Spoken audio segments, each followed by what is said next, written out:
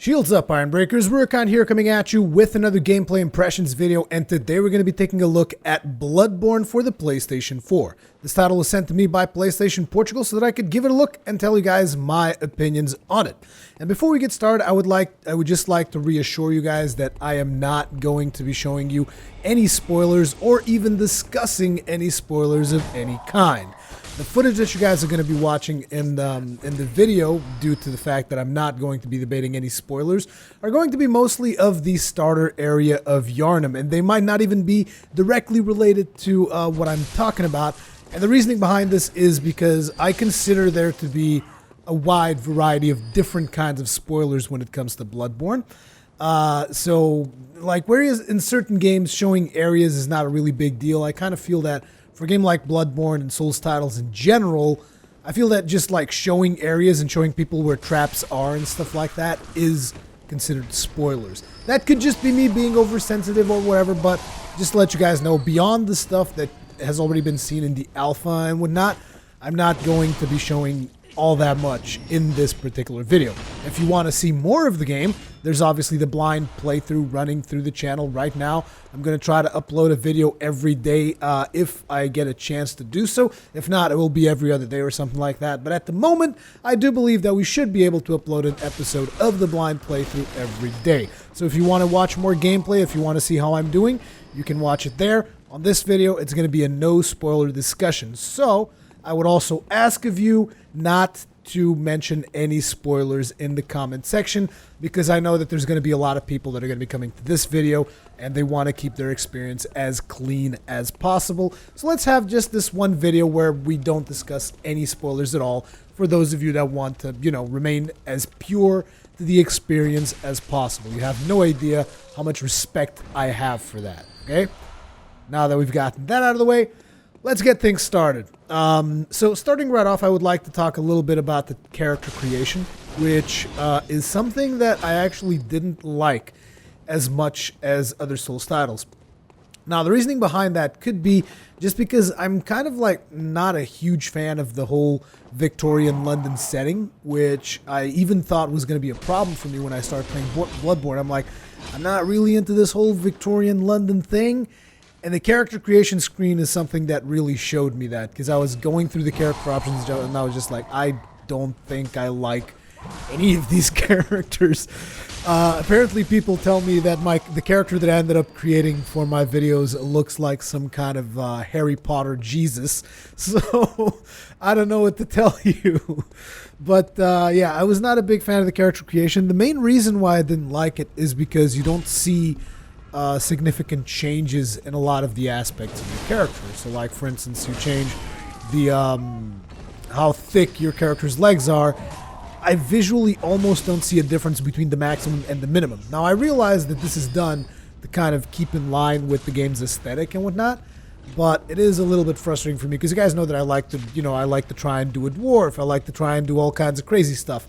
This character creation doesn't give you that much freedom for that. If, however, you want to make, a character that would perfectly suit in a Victorian London setting, this game's got all the options you could possibly want. It's even got, like, sunglasses, it's got beards, it's got all kinds of customization that you can do on your character, but all those customizations are going to look like they belong in a Victorian London setting, and you can't really get too far away from that. Even if you try to make a dude as bulky as possible, he's not going to be, you're not going to be able to tell much of a difference between him and a character that's just standard, okay?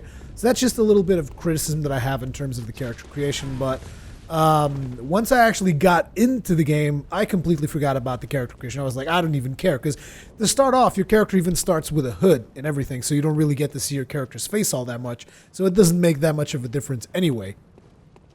So as we move away from the character creation, let's talk about the visuals of the game, which is something that, as you guys are watching this video, you can probably tell that the visuals have been significantly upgraded. This is the best Souls-like game that I've ever seen. I'm going to be using the Souls-like metaphor. I am aware that VaatiVidya is the one who kind of coined it, but I'm going to be using that a whole lot throughout my next couple of videos. But yeah, this is the best Souls-like game I've ever seen. It is really, really good looking. I'm talking about In terms of visual fidelity, it is a beautiful looking game. In terms of atmosphere, it's got amazing atmosphere throughout these levels. It's just, visually, it's a feast on the eyes. And if you like the Victorian London theme, because I'm saying all this and I'm not even a huge fan of the whole Victorian London thing. I'm not that into that setting, so to speak. And I still think that the game looks great and creates an amazing atmosphere for you to kind of play around in. I think it's just solid in terms of visuals. The main issue is obviously it doesn't have the 60 FPS, which is something that I really appreciate, but hey, it's not the end of the world. It's locked at 30 FPS, but it runs smoothly. I think I've had 1 or 2 instances of freezing, but I believe that might be because I started playing like way before release date, and that might be something that they later patched in or something. You know, it was very minor instances. You guys will probably see it if you watch the blind playthrough that I'm doing. But visually, game looks great, and in terms of performance, the game runs great as well. Animations is also a thing. Animations are just beautiful. You guys know that I'm big into animations more so than visual fidelity, and the animations on Bloodborne just deliver on every aspect. Ragdoll physics is also back. I know that a lot of you guys didn't like the fact that ragdoll physics was gone during Dark Souls 2.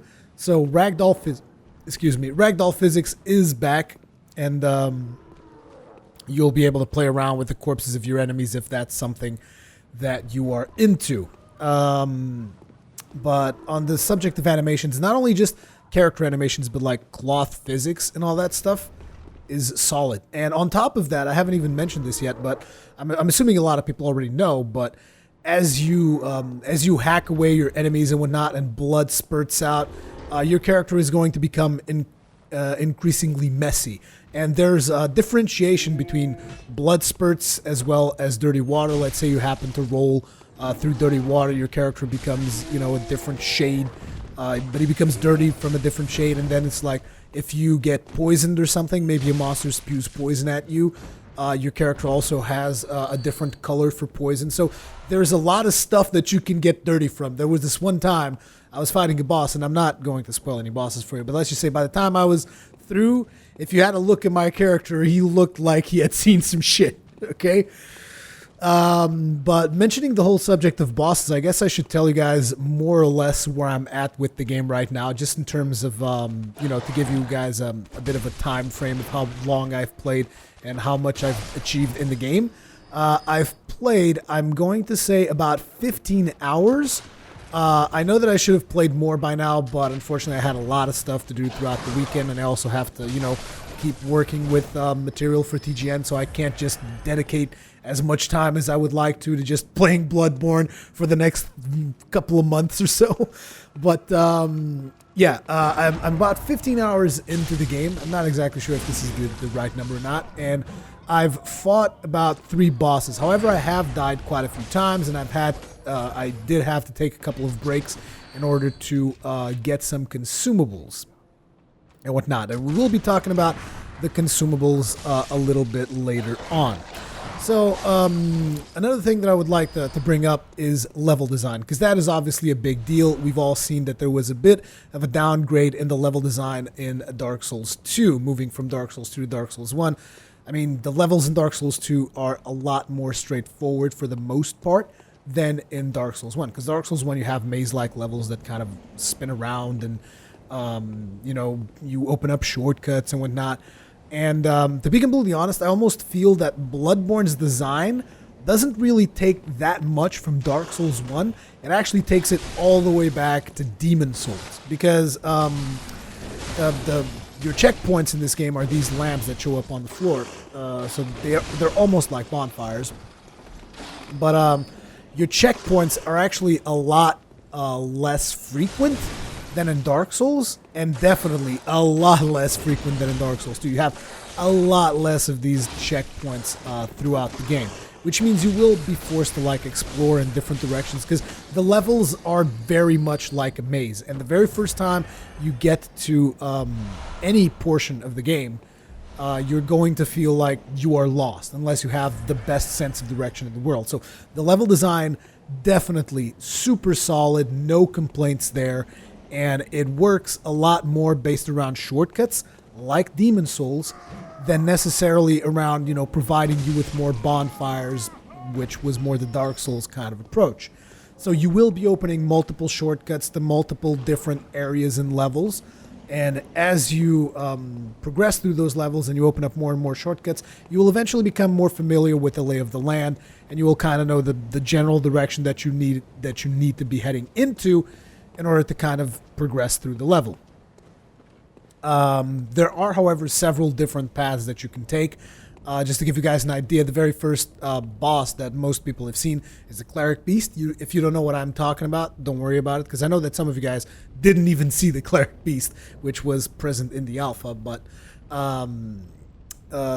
so most people would assume that that's the first boss in the game. I can already tell you, I could have gone to another boss before I even got started on the Cleric Beast. And maybe once I finish the game and I become more knowledgeable about the locations and whatnot, who knows if there weren't even more bosses that I could have done before doing any of those two, okay? So it's definitely, the level design is more in line with Demon Souls, like I said, with the exception that the world, at least so far, seems to be completely interconnected between itself, which is something that was not in Demon Souls. In Demon Souls, you would go to the Boletaria Palace, or you would go to the Valley of Defilement. In this game, so far, for the time that I've played, everything has been connected, with the exception of the hub area. Now, the hub area is called the Hunter's Dream, and it works very much like the Nexus. It is separated from the rest of the world, but from the Hunter's Dream, you can warp into any location that you've uncovered in the rest of the world. I'm not sure if you guys understand what I'm saying, because the rest of the world is completely connected in almost a Dark Souls way, but instead of having more bonfires, it's got more shortcuts that will allow you to navigate the levels and whatnot. And whenever you open up a shortcut, is that, oh man, I opened up a shortcut, awesome! Instead of, oh, I found a bonfire, yoo-hoo! It's a different approach to the way that you navigate a level. Let's just put it at that. Let me see, what else? So now in terms of the actual combat gameplay, as you guys can no doubtly see by the video that has been playing, the combat is a lot faster paced. And there, as far as I can tell from the time that I've played, there is nothing that is really going to significantly change that. At least, like I said, who knows what I'll find later on. The gameplay is always supposed to be fast paced. The equipment burden no longer exists in the game. So you no longer become medium roll, fast roll, slow roll. It seems that you're always in permanent fast roll. I've stripped my character naked, try rolling, and it seemed to be just the same as if he was, fully equipped. And I couldn't even find the weight stat in the game so far. So either I'm terribly incompetent or the damn thing just doesn't exist anymore. Now, this obviously is going to bring a couple of concerns to some people because but I want to play with more heavy armor. Then I'm afraid this is not going to be the game for you. Now, in terms of shields, which some people have brought up as well, which is but there are shields in the game. I found one shield. You want to know what that shield was? You wouldn't consider it spoilers, trust me. It's a wooden plank shield, and it's not that great. I would not advise people to use a wooden plank shield. I think if you use a wooden plank shield, I think you're probably playing this game wrong. So, yeah, but the shield does exist. Who knows what kind of builds people will make with that shield. But to be completely honest, I kind of really prefer the gun. I mean, the gun, which is something that I thought I was going to find weird. Once you start getting into the flow of how the game plays out, the gun becomes like an extension of your skill set. I know that there's going to be a lot of you that are going to be concerned, but you only have 20 bullets for your gun. How is that going to work out? Well, you also only have 20 blood vials, guys. How's that going to work out? They don't get automatically replenished once you die. I mean, in a way they kind of do, but it's not the way that you would expect. So, how does this work? How does this, the whole bullets thing and the whole blood vials thing, how does that work and how does that contribute to the pacing of the game? Well, they've actually done a really good job with it because, let's say in Demon Souls you had almost infinite amount of herbs that you can use to heal. And even though some people would say, that makes the game incredibly easy because you can heal as much as you want. It's not that simple, I would say, because Demon Souls is plenty challenging regardless of how many healing items you have on your character. But, regardless of all that, a lot of people complain that, oh, but you have infinite healing items. In Dark Souls, in a way, you also have very much close to infinite healing items because beyond the Estus flasks that you get from, you know, resting at bonfires and whatnot, you also had divine blessings as well as humanity. So you could, in theory, if you farmed enough and whatnot, you could get a crap ton of healing items as well. So that's not really... You know, it's not really a fair comparison saying that, oh, Dark Souls is harder than this because this has infinite healing items, because Dark Souls has those as well. They're just a little bit harder to come by. Dark Souls 2, obviously, you had not as many Estus flasks as you had in the previous ones, but you had the crystals that you could use, and they would give you, they would regenerate your health and whatnot. So, as you can see, all the previous Souls games had very much close to infinite healing items if you really bothered to play the game that way. In Bloodborne, however, you're going to be limited to 20 blood vials at any one time. But the difference is a lot of enemies drop blood vials. A lot of enemies have a chance of dropping blood vials.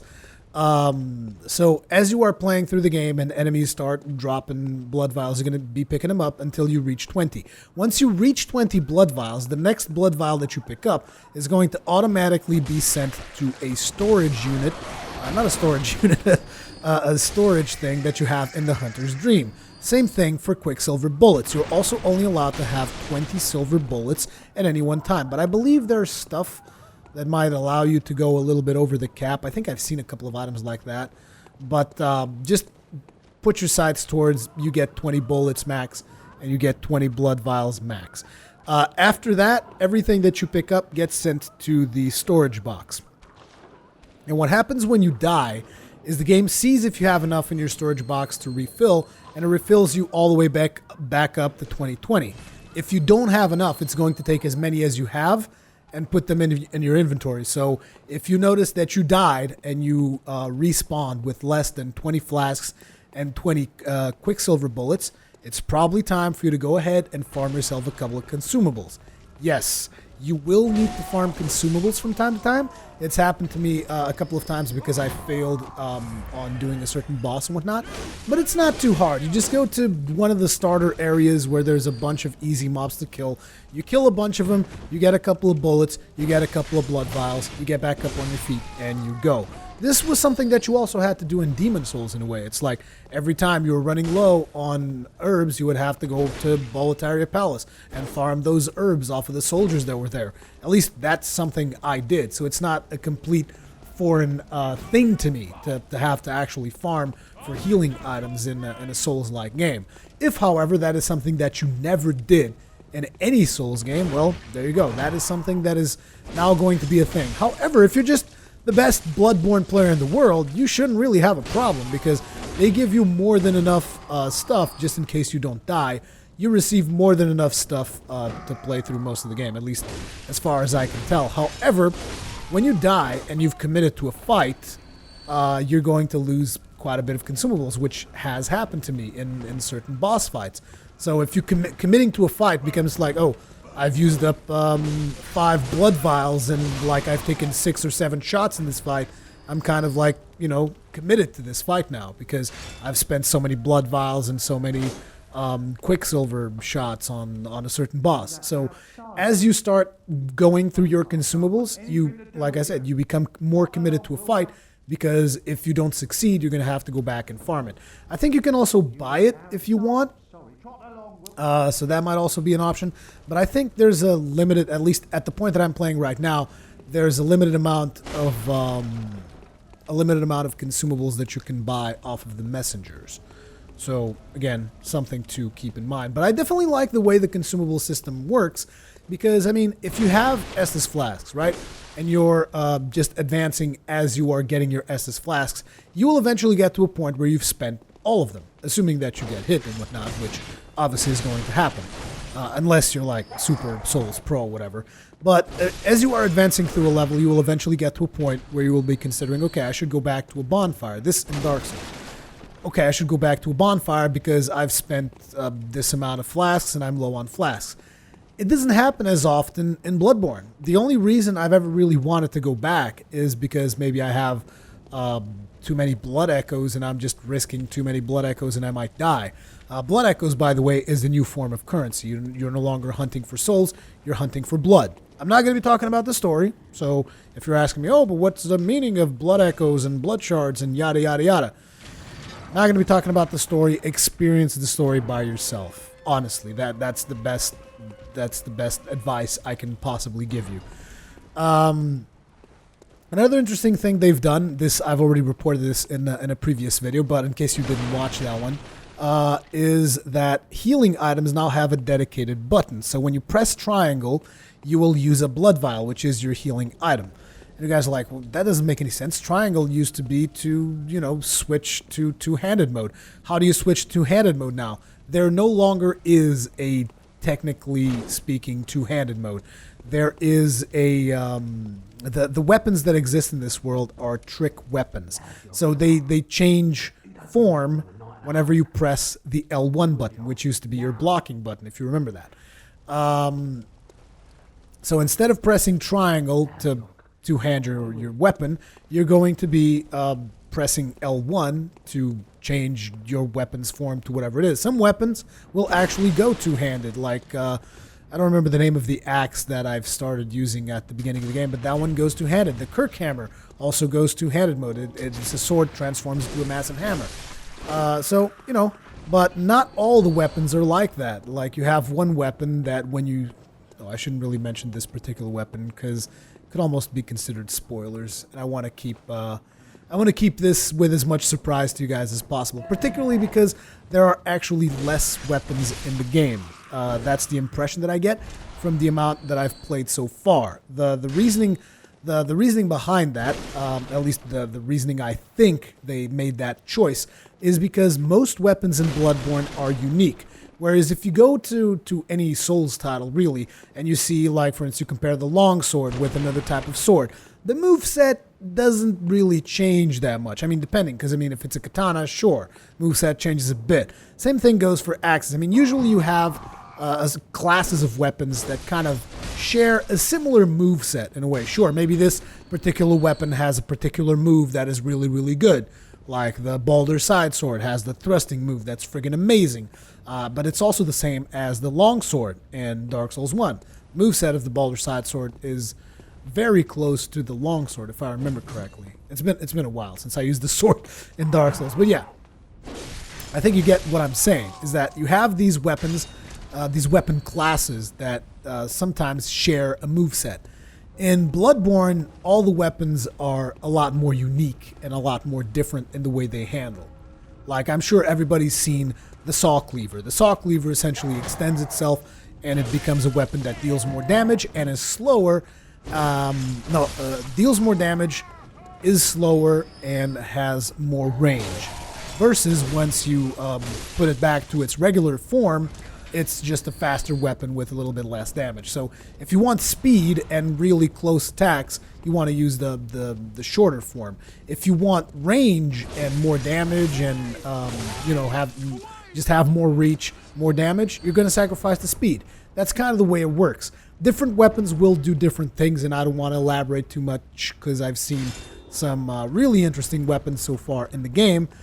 So I don't want to really elaborate. I want to leave that as a surprise for you guys. But let me just tell you, every weapon in Bloodborne is pretty damn unique. You're going to have a different experience with every weapon that you try out.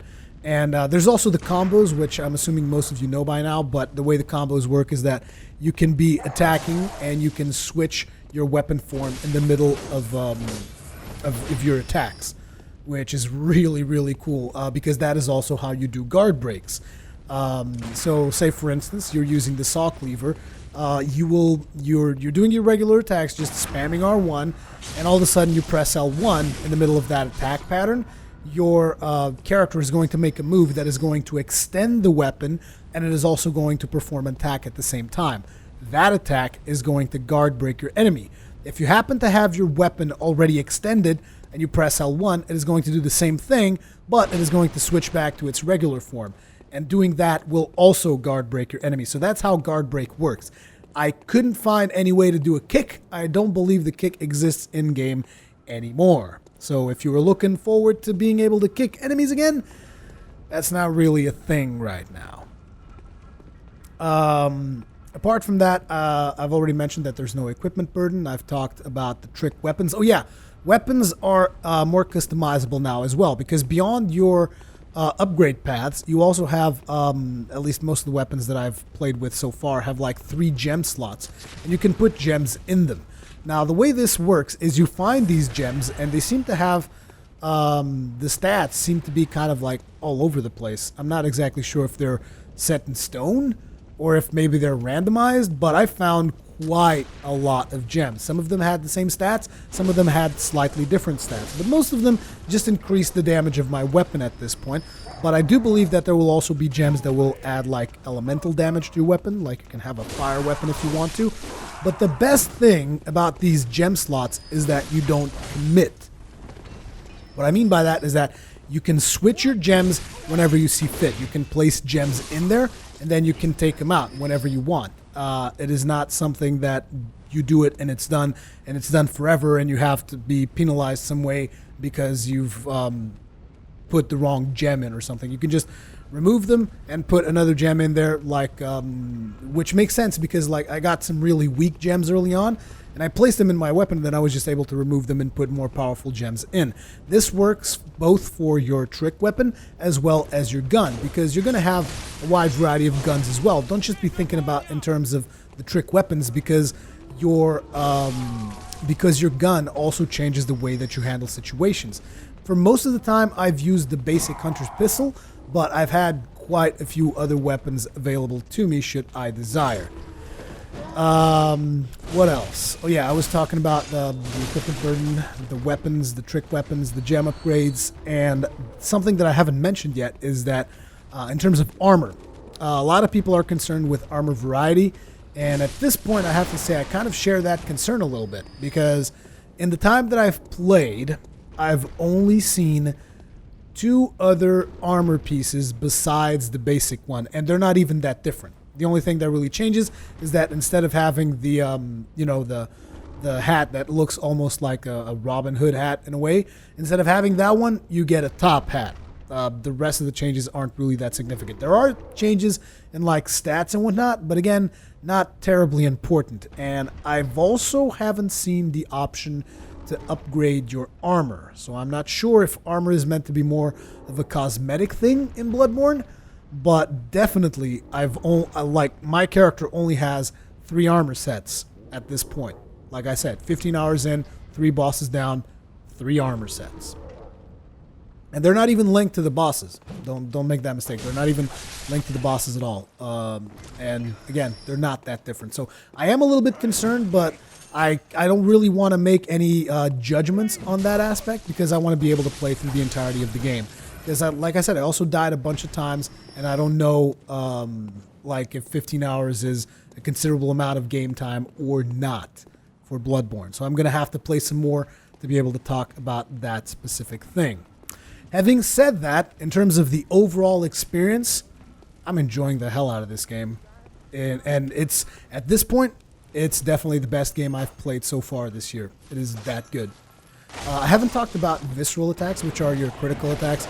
I mean, parrying works very much the same way that it did in Dark Souls, with the exception, instead of parrying an enemy with, your shield or your hands or whatever, you shoot them in the face as they're about to do their attack. The window opening seems to be a little bit more generous than in Dark Souls, so it seems to me like it's a little bit easier to parry, but that is going to maybe vary from person to person.